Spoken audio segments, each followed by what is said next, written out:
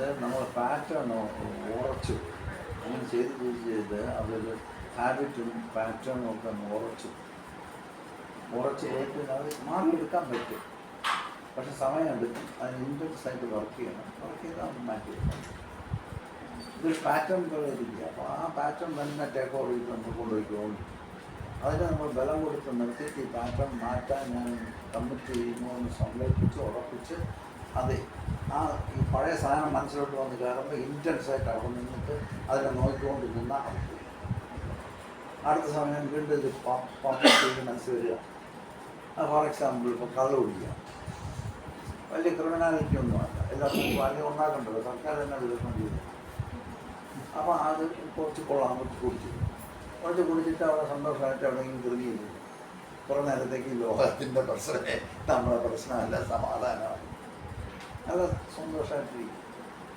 എന്നിട്ട് അടുത്ത പ്രാവശ്യം ഈ ടെൻഡൻസി വരുമ്പോഴത്തേക്കും പിന്നെ ബോറടിയും ഇവിടെ വണ്ടി എടുത്തുകൊണ്ട് പോയി ചാന പിടിച്ചിട്ടിരിക്കും ഇങ്ങനെ. അപ്പോൾ എപ്പോഴാണ് ഈ ബോർഡം വരുന്നത് അപ്പം തന്നെ അങ്ങോട്ട് പോയി, അല്ലെങ്കിൽ ചുമ്മെങ്കിലും പോകുന്നു. അവർ മാറുന്നുണ്ട് അവിടെ കയറി ശരം കുടിച്ചിട്ട് ഒരു കുഴപ്പമില്ല, ആർക്കും ഇതിൽ അടികൂടാൻ പോകാത്തിടത്തോളം ഇത് ഒരു കുഴപ്പവും ചെയ്യാം. പക്ഷേ ഇത് കുറച്ച് കൂടി വരും, വന്നിട്ട് ലിവറൊക്കെ അടിച്ച് പോകാൻ തുടങ്ങും. അങ്ങനെ വരുമ്പോഴത്തേക്കും നമ്മൾ അപ്പോഴേ നോക്കുകയാണ് എത്ര 45 ലക്ഷം കൊടുത്ത് പറഞ്ഞാൽ കിട്ടും. 45 ലക്ഷം കൊടുത്ത് പറഞ്ഞാൽ വാങ്ങിച്ചെങ്കിൽ കിട്ടിയതാവും. അപ്പം അവിടെ വരുമ്പോഴത്തേക്കും നിങ്ങൾ ജീവിക്കണം.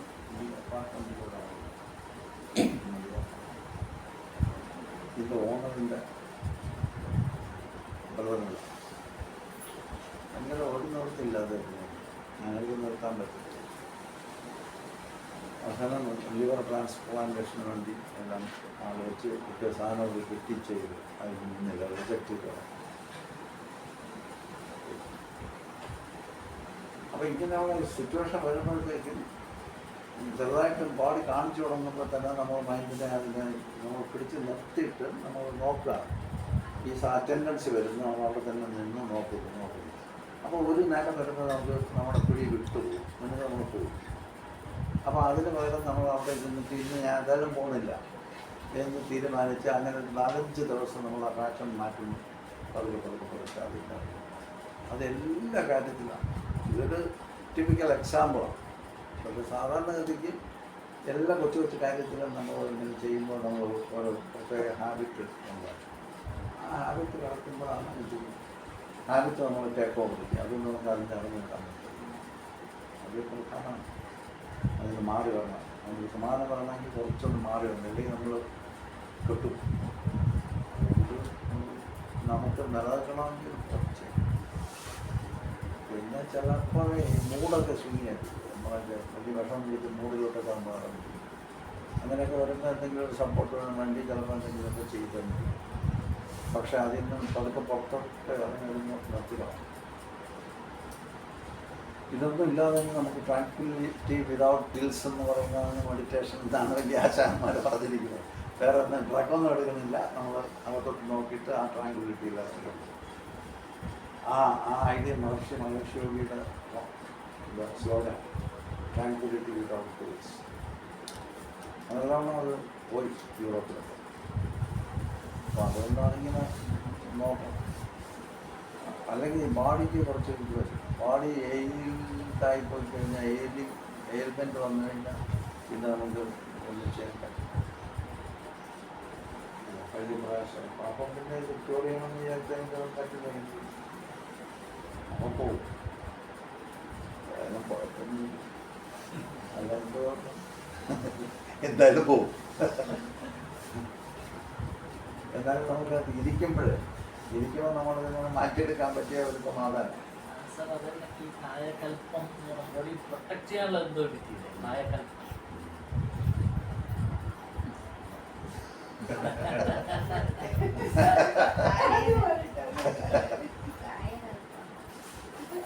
പണ്ട് യോഗിമാരൊക്കെ ശീലിച്ചിരുന്നൊരു മെത്തേഡാണ്.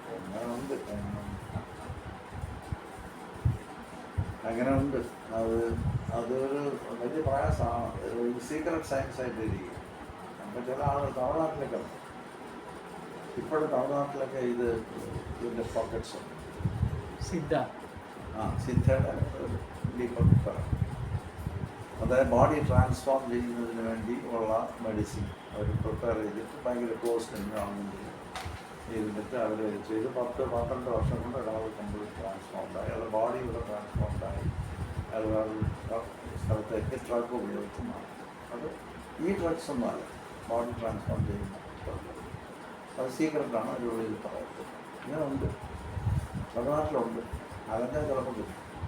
ഇപ്പം കുടിയിരിപ്പെന്നായിട്ട് പറഞ്ഞ് വേറൊരു പ്രോഗ്രാം ഉണ്ടല്ലോ, മറ്റേ യങ് ആക്കുന്ന. അതെ, അത് ഇത് രണ്ടും ഒന്നാണ്. എന്നുവെച്ചാൽ ബോഡി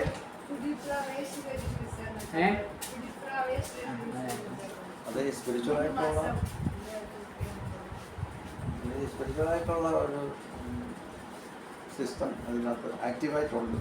എല്ലായിടത്തും ഉണ്ട്. കേരളത്തിനകത്തുണ്ട്, അപൂർവത്തിലാണ്. പിന്നെ തമിഴ്നാട്ടിൽ ഉണ്ട്, സീക്രട്ട് ഗ്രൂപ്പ്സ് ഉണ്ട്.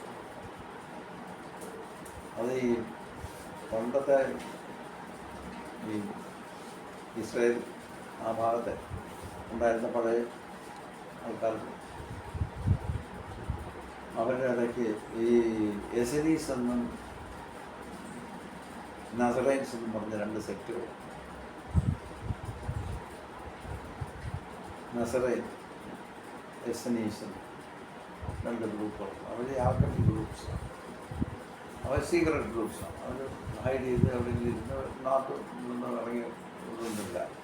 അവർ ഈ ഡ്രഗൊക്കെ അവർക്ക് പ്രിപ്പയർ ചെയ്യാനുള്ള കപ്പാസിറ്റി ഉണ്ടാക്കി അവർ അടിച്ച് ട്രാൻസ്ഫോം ചെയ്ത് ബോഡിയൊക്കെ ട്രാൻസ്ഫോം. വലിയ ലോഹയൊക്കെ ഇട്ടൊന്നും നടക്കുന്നില്ല. അതാണ് അവരുടെ ഡ്രസ്സിങ് പാറ്റേൺ. അതിൽപ്പെട്ട ഒരാളാണ് ജീസസ്. നേരെ അതിൻ്റെ കൂട്ടത്തിൽ 16 വയസ്സ് അപ്പം ഇങ്ങനെ, പിന്നെ 28 വയസ്സിലാണ് കറങ്ങി തിരിച്ചു വരുന്നത്.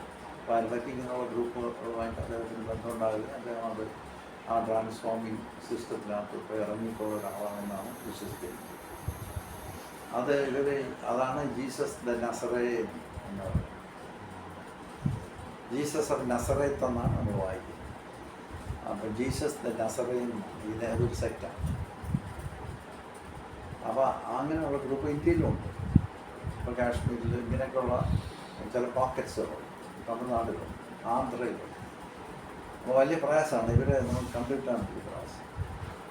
അങ്ങനെ അവരെ കണ്ടുകിട്ടി എടുത്ത് അവരുടെ സിസ്റ്റത്തിനകത്തോട്ട് ഫോളോ ചെയ്ത് പിന്നെ നമ്മൾ ബാക്കിയെല്ലാം ഉപേക്ഷിച്ച് പോകുമ്പോൾ പിന്നെ നമുക്ക് വേറൊരു ലൈഫിൽ ഇരിക്കാൻ പറ്റില്ല, അതൊരു സമ്മതിക്കത്തില്ല.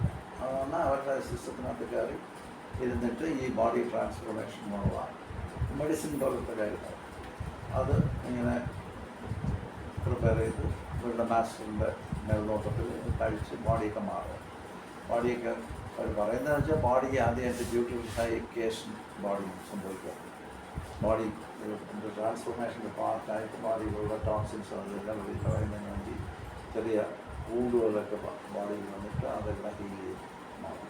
പിന്നെ സ്കിൻ ഉൾപ്പെടെ മാറി വരുമെന്നൊക്കെ അവർ പറയും. അങ്ങനെ ബോഡി ട്രാൻസ്ഫോർമേഷൻ സംഭവിക്കുന്നു. പിന്നെ മൈൻഡ്, അപ്പോൾ പിന്നെ വീണ്ടും അതിൻ്റെ ഡോസ് വീണ്ടും അവർ കഴിക്കുന്നു.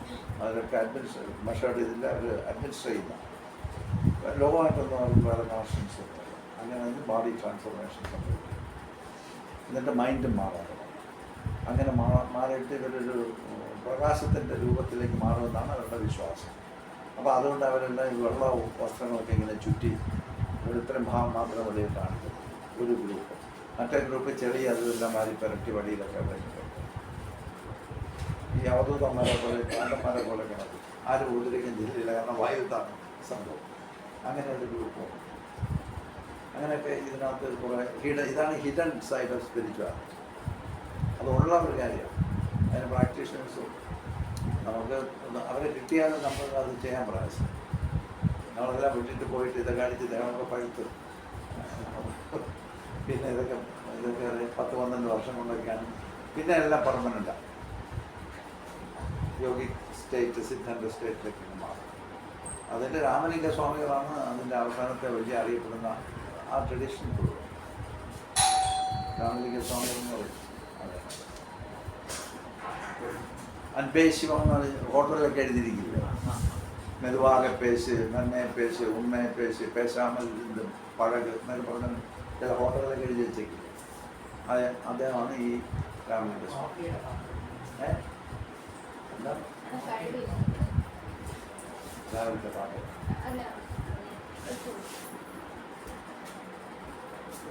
അപ്പം അങ്ങനെ ഒരുപാട് സെറ്റ് ഇതിനകത്ത് ഭയങ്കര ഒരുപാട് ഹിഡൻ ഗ്രൂപ്പ്സ് ഒക്കെ ഉണ്ട്. അപ്പോൾ അവരാണ് ഈ പറഞ്ഞ സംഭവത്തിൻ്റെ ആളുകൾ. ചിലപ്പോൾ വഴിയിൽ നിന്ന് കിട്ടിയെന്ന് വന്നേക്കാം. അന്വേഷിച്ചാൽ നമ്മൾ കറങ്ങാണെങ്കിൽ പിന്നെ അവരിങ്ങനെ നമ്മൾ നോക്കും. ഞാനിങ്ങനെയുള്ള ആളുകൾ കാണാൻ ഇടയായിട്ടുണ്ട്. ഇടയായിട്ടുണ്ട്. തമിഴിലായിരുന്നു അന്ന് രാമനായരുണ്ടായിരുന്നു. ഞാൻ മനസ്സിലായത് എനിക്ക് തമിഴൊന്നും അറിഞ്ഞിട്ടുണ്ടായിരുന്നു. അപ്പോൾ അങ്ങനെ ഇവിടെ അത്രമല എന്ന് പറഞ്ഞൊരു മലയുണ്ട്. ആ അത്രമലയിൽ ഇങ്ങനെ യാത്ര പോയി അങ്ങനെ അവിടെ ചെന്നപ്പോഴത്തേക്ക് ഒരു അമ്പലം ഇടിഞ്ഞ് പറഞ്ഞ് ജലാപ്പിറ്റേറ്റഡ് ആയിട്ടുള്ളൂ. പഴയ ഏൻഷ്യൻ ഒരു 10,000 വർഷം പഴക്കമുണ്ടെന്നാണ് പറഞ്ഞത്. ഈ അത്രമലയുടെ മുകളിൽ പഴയ ടെമ്പിൾ. ആ ടെമ്പിളിൻ്റെ അവിടെ ഒരാൾ കിടന്നു. ആരുമില്ല, ഉച്ചക്കാണ്, പുതിയതൊക്കെ അങ്ങനെ കിടന്നു. അപ്പം ഇങ്ങനെ കിടക്കുന്ന ആളുകളുടെ എന്തൊക്കെ കാണുമല്ലോ എന്നൊക്കെ പറഞ്ഞ് പതുക്കെയൊക്കെ കൂടിച്ചൊറിഞ്ഞേക്കുന്നു. അങ്ങനെ കുറേ കഴിക്കുമ്പോഴത്തേക്കും അങ്ങനെ ഇങ്ങനെ പറയാനുള്ളത്. ഞാൻ ഈ ഭയങ്കര പാടലുകളൊക്കെ പറയും. ഞാൻ ഉച്ചൂത്തി മനസ്സിലാക്കാൻ ശ്രമിച്ചു. ഭയങ്കര കുടുംബങ്ങളിലാണ് സംസാരിക്കുന്നത്. അപ്പോൾ അവിടെ ഇവിടെയൊക്കെ എന്തോന്നൊക്കെ കേട്ടതുപോലെ തോന്നി. അങ്ങനെ മിസ്സായി. അപ്പം ഒന്നും മനസ്സിലായില്ല. അയാൾ പറഞ്ഞോണ്ടിരിക്കും. അങ്ങനെ തമിഴ് അറിഞ്ഞുകൊണ്ടാണ് അത് കോട്ട് ചെയ്ത് ഈ അഗസ്ത്യ പാടലുകളിൽ നിന്നൊക്കെ കോട്ട് ചെയ്തിട്ടാണ് പറയുന്നത്. അങ്ങനെ വേഷം ഉണ്ടായിരുന്നു. ഈ വെള്ള വസ്ത്രങ്ങൾ ഇങ്ങനെ എവിടെ ചുറ്റിട്ടുള്ള ആളുകൾ കണ്ടിട്ടില്ല പറഞ്ഞു. അവർ ആ ഗ്രൂപ്പ് രാമലിംഗസ്വാമി. അപ്പം അങ്ങനെ ഒരാളിനെ ഞാൻ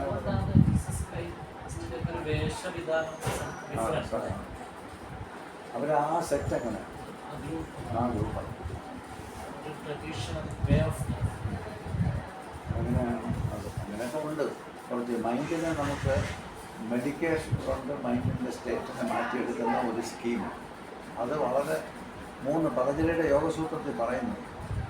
അദ്ദേഹം പറയുന്നു, അദ്ദേഹം വലിയ വൈദ്യനായിട്ടുള്ളത്. അദ്ദേഹത്തിന് പറയുന്നുണ്ട്, അതായത് 1 ബൈ ബർത്ത് ട്രാൻസ്ഫോംഡ് ആയി. ചില ആളുകൾ ജനിക്കുമ്പോഴേ തന്നെ ഭയങ്കരമായിട്ടുള്ള സ്പെഷ്യൽ മൈൻഡാണ്, സെറ്റിൽഡ് മൈൻഡുമായിട്ട് ചില ആളുകൾ ജനിക്കും. ചില ആളുകൾ ആൽക്കമിക് ഡ്രഗ്സ് അവരുടെ മാസ്റ്റേഴ്സിൻ്റെ സപ്പോർട്ടോടുകൂടി ഉപയോഗിച്ച് ട്രാൻസ്ഫോംഡായി കോൺഷ്യസ്നെസ് ഫിക്സ് ചെയ്ത് കിട്ടും. പിന്നെ ചില ആളുകൾ ലോങ് ടേം പ്രാക്ടീസ് ഉണ്ട്. ഇങ്ങനെ 3 കാറ്റഗറിയാണുള്ളതെന്ന് പറഞ്ഞിട്ടുണ്ട്. അപ്പോൾ ഇതൊരു കുറച്ച് വർഷങ്ങൾ കൊണ്ട് ചെയ്യാവുന്ന ചുളിവ് പഠിക്കാമെന്ന് പറഞ്ഞിട്ടാണ് ഈ ആളുകളുടെ അന്വേഷിക്കുന്നത് ഈ പറയുന്ന ട്രാൻസ്ഫോർമേഷൻ. അങ്ങനെ ഒരു സ്കീം ചിലപ്പോൾ നമ്മളെ ഭാഗ്യത്തിന് നല്ല ചിലപ്പോൾ നമുക്ക് ക്യൂരിയാസിറ്റി ഉണ്ടെങ്കിൽ കാണുമല്ലോ. അവരെന്തെങ്കിലും തുടങ്ങുമ്പോഴേ തന്നെ നമ്മൾ തോന്നിയാൽ മറ്റേ ആളാണെന്ന് പറഞ്ഞിട്ട് എല്ലാവർക്കും സംസാരിച്ച് വരുമ്പോൾ എല്ലാവർക്കും പറയും. ഈ ട്രാൻസ്ഫോർമേഷൻ കഴിഞ്ഞിട്ട് അയാൾക്കോ സമൂഹത്തിന് എന്ത് ഗുണമാണ് ഉണ്ടാകുന്നത്? അയാളെന്ന് വെച്ചാൽ അയാളെ കൊണ്ട് ഒരു ഉപദ്രവ സമൂഹത്തിന് ഇല്ല എന്നുള്ളതാണ് ആദ്യത്തെ. അയാൾ ആ സ്ഥലം വിട്ടുമായിരുന്നു. പിന്നെ രണ്ടാമത്തെ ഒരു കാര്യം എന്ന് പറഞ്ഞു കഴിഞ്ഞാൽ ഇയാൾക്ക് ഈ ബുദ്ധികളൊക്കെ അറിയാം. ഇയാൾ ട്രാൻസ്ഫോംഡ് ആയിട്ടിരിക്കും. ഇയാളുടെ പ്രസൻസ് കൊണ്ട് തന്നെ കാംനെസ് അനുഭവം. ഇയാൾ ലീസ്റ്റ് ഇറിറ്റേറ്റിംഗ് ആളായിരുന്നു. ഇറിറ്റേഷൻ ലീസ്റ്റ് എന്നല്ല കാണത്തില്ല. അങ്ങനെ അപ്പം അങ്ങനത്തെ പ്രസൻസിൽ നിന്നാൽ വലിയ കംഫർട്ടബിൾ. അങ്ങനെ അപ്പം നമുക്ക് ചിലപ്പോൾ അത് ഉള്ളിലോട്ട് കയറി കഴിഞ്ഞാൽ ആ ഫീലിംഗ് കയറി കഴിഞ്ഞാൽ നമ്മുടെ ഒരു സ്റ്റേറ്റ് ഓഫ് മൈൻഡ് തന്നെ കുറച്ച് ആൾക്കാരാണ്. അപ്പം അങ്ങനെയുള്ള ആളുകൾ അതൊക്കെ വലിയ ഗുണമല്ലേ. നമുക്ക് അവരുടെ പ്രസൻസിൽ തന്നെ നമുക്കൊരു കോൺഫിഡൻസ് തോന്നിച്ചിട്ട് നമ്മുടെ മൈൻഡിൻ്റെ ഭയങ്കര വ്യാകുലതകളൊക്കെ കുറച്ചൊന്ന് സബ്സൈഡ് ചെയ്ത് വരും. അതുകൊണ്ടാണ് ഇവരെയൊക്കെ വെച്ച് ദൈവമായിട്ട് പൂജിക്കും. അത് അങ്ങനെയാണ്. ഹീറോ വർഷിപ്പ് നമുക്ക് ഉണ്ടല്ലോ, പണ്ടേ ഉള്ള ഒരു കാര്യം. അതിനോട് കാര്യം പറയുന്നത് കൊണ്ടുണ്ട്. ഈ 3 കാര്യമുണ്ട് ഞാനീ പറഞ്ഞ 3. By practice, by alchemic drug transformation, പിന്നെ